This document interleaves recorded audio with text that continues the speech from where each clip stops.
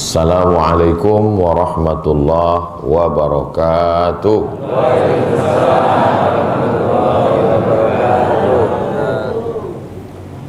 Naik pesawat di waktu malam. Jangan lupa membawa teman. Dari bunyi sambutan salam, sepertinya jamaah belum sarapan. Itu hanya sekedar menjawab pantun. Apa kabar Bapak Ibu semua? Pripun kabare? Api? Waras? Sugih? Muga-muga sing melu salat subuh lunga nang masjid padha kabeh mlebu nang surga. Amin. Nih, banyak orang Jawa ternyata. Alhamdulillahi rabbil alamin. Allahumma salli ala sayyidina Muhammad wa ala alihi wa sahbihi wa barik wa sallim. Yang sama-sama kita hormati guru kita semua, jauh dari Pontianak, Kalimantan Barat, Al-Mukarram Ustadz Luqmanul Hakim. Sebenarnya beliau, kami di mana-mana, tadi malam di Universitas Muhammadiyah Malang bertiga dengan Habib Muhammad bin Anis. Sebelumnya juga bertiga di waktu pagi. Kenapa subuh ini cuma saya sendiri? Karena kursinya siji.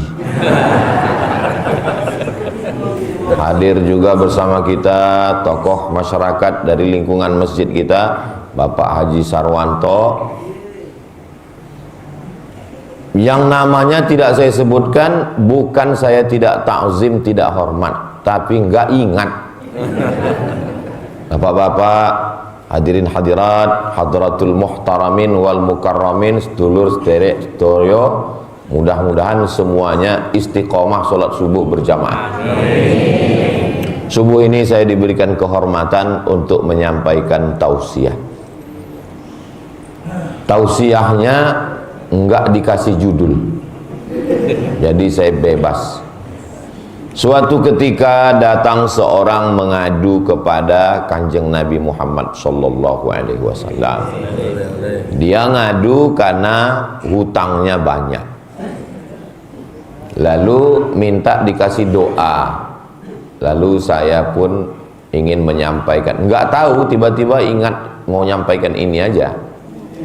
Kira-kira Bapak Ibu setuju kalau doa ini saya sampaikan? Setuju.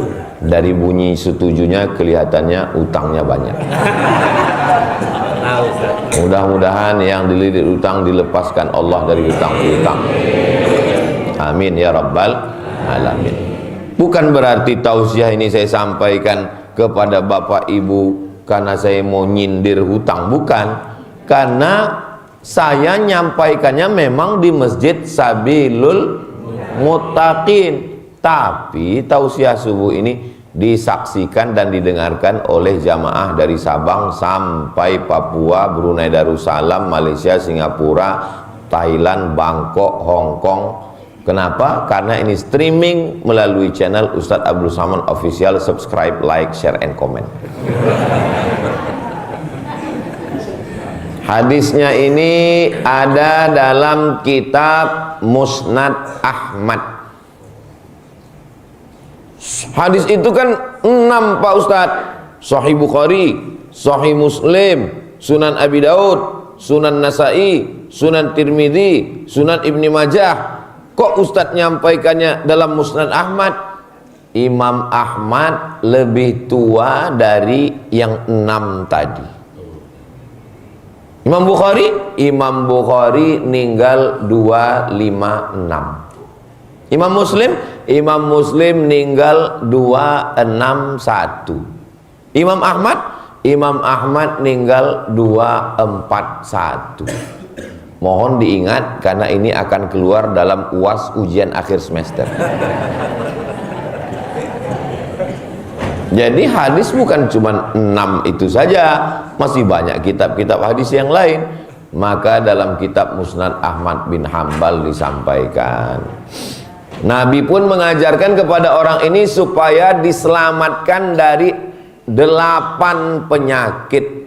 Yang pertama, Allahumma inni a'udzubika minal hammi. Hammi, bersusah hati karena terlalu banyak keinginan. Dari mana penderitaan datang? Dari keinginan yang tidak tercapai. Semakin banyak keinginan, semakin besar penderitaan. Boleh untuk ditulis di spanduk. Keinginan sumber penderitaan. Kenapa orang gila tidak menderita? Karena nggak ada keinginan. Kalau gitu kita gila aja Pak Ustaz. Jangan. Karena nikmat yang terbesar bukan nikmat sehat. Nikmat yang terbesar bukan nikmat makan. Nikmat terbesar adalah nikmat akal yang tidak diberikan kepada hewan. Ada 3 makhluk yang tidak dicatat amalnya. Yang pertama, anin naim hatta yastaiqis, orang tidur sampai bangun. Nek turu itu tidak dicatat amalnya. Makanya kalau mau buat dosa pas tidur. Yang kedua, anil sabi hatta yahtalim, anak kecil sampai akil balik. Anak kecil nggak dicatat amalnya. Tapi jangan gara-gara ini anak kecil besok nggak ikut sholat lagi. Ini ada anak kecil, ada anak kecil, ada anak kecil. Ini proses latihan. Bapak ibunya dapat pahala, mudah-mudahan jadi anak soleh solehah. Siji loro telu, anil majnun hatta yafiq, orang gila sampai sembuh. Anak kecil, orang tidur, orang gila, orang pikun, beda, tapi sebenarnya sama-sama akalnya belum sempurna. Siapa yang wajib sholat? Baligh, berakal. Siapa yang wajib puasa? Baligh, berakal. Siapa yang wajib zakat? Baligh, berakal, mampu. Siapa yang wajib haji umrah? Baligh, berakal, mampu. Maka kalau ada suami ibu yang nggak sholat, berarti belum baligh dan tidak berakal. Mudah-mudahan segera akalnya turun. Bapak ibu yang dimuliakan Allah, maka yang pertama, Allahumma inni a'udzubika minal hammi, kesusahan, galau, gundah gulana disebabkan banyaknya keinginan. Memang Ustaz Somad nggak punya keinginan? Saya masih punya keinginan. Ingin Ustaz apa? Ingin punya anak soleh, ingin punya anak penghafal Quran, ingin punya keluarga sakinah mawaddah warahmah, ingin supaya santri-santri nggak main-main, ingin supaya santri kejar target 3 tahun hafal Quran. Loh, katanya nggak boleh punya keinginan. Ini Ustaz keinginannya banyak sekali. Keinginan yang membuat kita dekat kepada Allah maka boleh, bahkan dianjurkan. Kalau nggak ada keinginan, nggak mungkin masjid Sabilul Muttaqin ini bisa ada. Ini kan keinginan masyarakat. Lampu nih api tenan. Saya beberapa kali tausiah di masjid, ada masjid lampunya bagus, tapi nggak hidup. Mati. Ini masjid cantik sekali. Masjid ini kecil tapi estetik dan penuh dengan seni yang indah. Cantik kaca, kita rasa-rasa dalam akuarium mini sekarang. Itu maka pintunya dibuka. Soalnya kalau nggak dibuka, ibu-ibu bapak yang di luar ngelihat saya ini seperti ikan sapu-sapu. Nah, maka keinginan, ingin supaya ustadz tahu selesai tausiahnya itu jam berapa, maka dipasang jam di sana. Ingin tahu bagaimana waktu sholat, apa saja hadis hari ini, maka dipasang. Masya Allah, ada gambar saya. Tolong jangan bandingkan saya dengan gambar, karena itu sudah diedit. Keinginan supaya masyarakat nyaman di masjid, dipasang kipas angin, dipasang AC. AC, siji loro telu papat limo enam, 6 AC-nya. Hidup apa ora iki? Hidup. Alhamdulillah. Jadi keinginan-keinginan seperti ini baik, enggak salah. Keinginan saya dengan keinginan Ustadz Lukman enggak sama. Keinginan Ustadz Lukman ingin supaya 600.000 anak pesantren penghafal Quran bisa makan. Karena beliau sampai hari ini menyantuni 68.000 pondok pesantren se-Indonesia, 600.000 anak penghafal Quran dari program namanya Infak Beras. 1.000 sehari Anda sudah menjadi penyantun para santri. 1.000 sehari berarti kalau sebulan 25.000, karena tanggal merah nggak dihitung. Kami nggak bisa nyetornya ke bank, capek tiap hari ngantar beras Pak Ustadz. Ada yang menjemput ke rumah. Siapa namanya? Paskas, Pasukan Amal Soleh, relawan.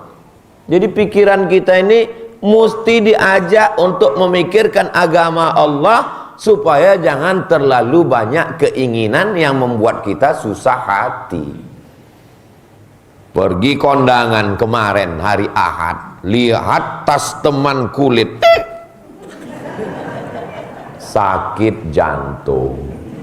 Pas mau ngambil gule, ini tiba-tiba ujung lengan bajunya tersingkap, gelangnya besar, naik diabetes.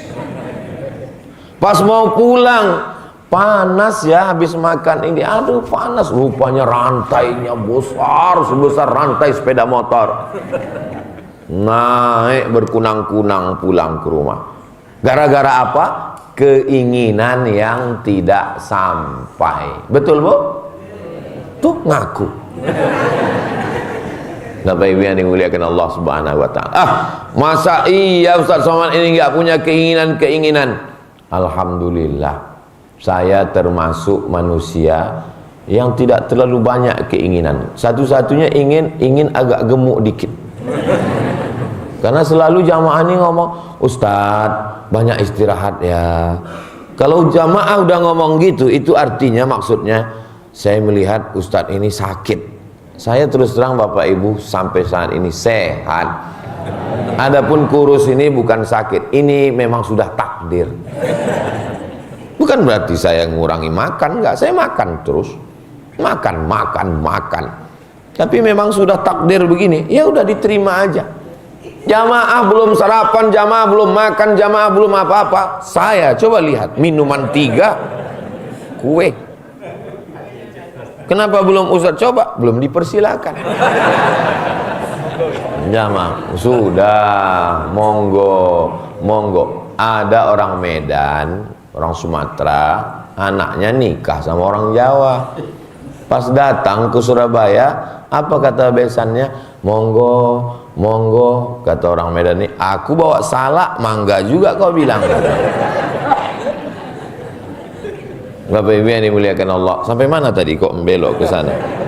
Jadi yang pertama, penyakit itu adalah karena keinginan. Gaji guru rendah. Gaji guru hanya cukup untuk beli tahu, kata Iwan Fals. Akibatnya guru tidak konsen ngajar di kelas. Maka pemerintah menaikkan gaji guru, insentif dinaikkan, gaji pokok 3 juta, tambah tunjangan 3 juta. Kalau di daerah ada lagi insentif dari kabupaten kota 3 juta, 9 juta. Diharapkan fokus ngajar, ternyata nggak fokus juga. Kenapa? Kurang. Kok kurang? Dulu 3 juta dia naik motor, sekarang 9 juta dia kredit mobil, bensinnya naik, bunyi klaksonnya kredit. Tetap nggak fokus. Kenapa? Karena keinginan. Sholat jadi nggak khusyuk. Kenapa nggak khusyuk? Karena ngelihat teman di depan mukenanya wapi tenan, gambar bunga melati, bunga tai ayam, semua ada. Akhirnya terbayang, oh mau kenanya pasti suaminya gajinya, oh sugih tenan iki, oh. Keinginan. Maka alihkan keinginan obsesi dunia itu keinginan kepada akhirat. Mudah-mudahan keinginan kita berubah dari dunia menjadi keinginan akhirat. Amin. Ini Ustaz Somad ini penyebab kemunduran Indonesia. Akhirnya kita nggak punya cita-cita besar sebagai bangsa. Bukan begitu maksudnya, bro. Maksud saya bukan berarti saya nggak mau juga habis tausiah ini masyarakat pulang ke rumah turu, tidur. Pas istrinya nanya, sampean orang lungo kerja mas? Jangan terlalu banyak keinginan, karena keinginan adalah sumber penderitaan. Bukan itu maksud saya. Bapak ibu tetap bisnis, tetap punya kebun kelapa sawit, tetap ada tambang, tetap mengolah ikan, tapi keinginannya bukan dunia. Keinginannya, kalau saya banyak uang, saya akan bangun masjid ke seluruh penjuru Nusantara. Sallu ala Nabi Muhammad. Allahumma salli ala Sayyidina Muhammad wa ala ali Sayyidina Muhammad. Wala umanniyannahum. Kata Allah Ta'ala menceritakan tentang keinginan setan. Namanya SOS, standar operasional setan. Kami buat manusia itu punya keinginan berhalusinasi. Ingin punya batu cincin yang harganya 100 juta. Ketika sudah punya, ingin 2. Sebenarnya dia aja yang merasa hebat, batu cincinnya mahal. Orang yang ngelihat dia nggak tahu. Paling orang ngelihat kelereng. Orang nggak ngerti batu. Ustadz nyindir yang punya batu? Enggak, saya suka batu. Oh kalau gitu Ustadz beli mahal? Enggak, ini mereknya Casio, dikasih orang. Ustadz Somad, wajahnya pucat. Kenapa? Tolong cari siapa yang tahu tentang masjid di daerah sini. Kenapa Pak? Jam saya yang harganya 100 juta itu tadi tinggal waktu wudhu Pak Ustaz. Fungsi jam kan cuma ngasih tahu bahwa sekarang jam 5:10. Mau mahal mau murah kan sama. Ya tapi Ustaz Somad punya jam bagus. Ini dikasih Ustaz Lukman. Beliau ngasih saya. Maka setiap saya ngelihat jam ini, saya ingat beliau. Begitulah persahabatan, sedulur sak lawase.